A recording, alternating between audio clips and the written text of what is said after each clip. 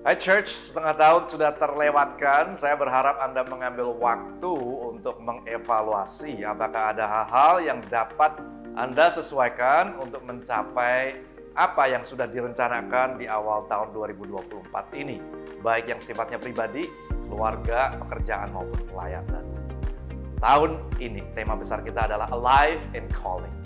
Saya menghimbau setiap kita terus mencari, menemukan, dan menghidupi panggilan kita.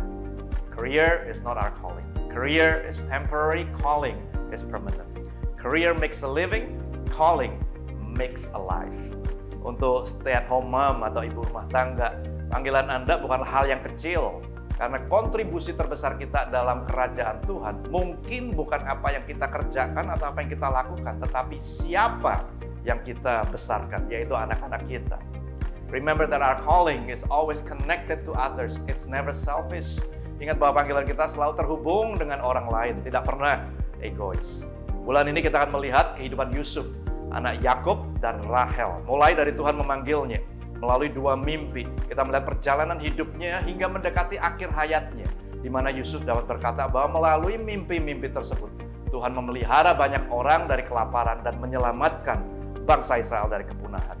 Ingat, Tuhan beri mimpi kepada kita untuk senantiasa terhubung dengan banyak orang. Saya percaya Tuhan mau mencurahkan roh-Nya agar kita dapat bernubuat, mendapatkan penglihatan, dan bermimpi buat Tuhan. Ayo terus berani bermimpi besar untuk Tuhan.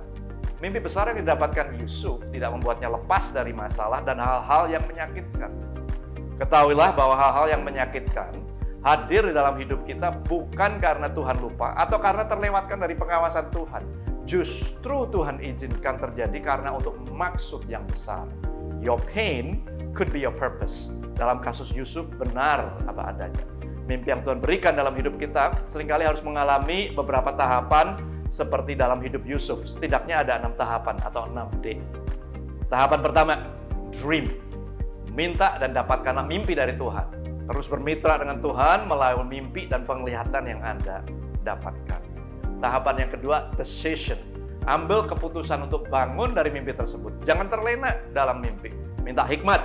Ambil langkah-langkah iman untuk mendekatkan diri kepada mimpi tersebut. Tahapan ketiga, delays. Kadang terjadi keterlambatan, tetapi ketahuilah bahwa Tuhan tidak pernah terlambat dalam menggenapi janji-janjinya. Tetapi juga Tuhan tidak pernah terlalu pagi.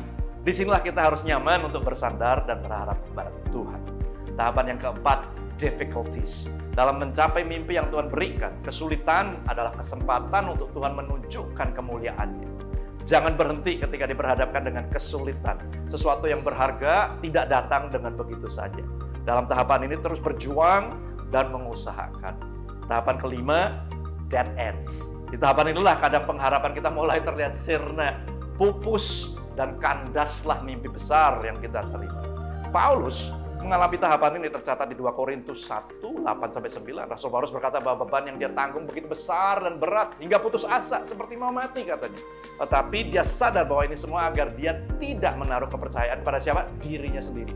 Tetapi pada Tuhan yang mampu membangkitkan orang mati.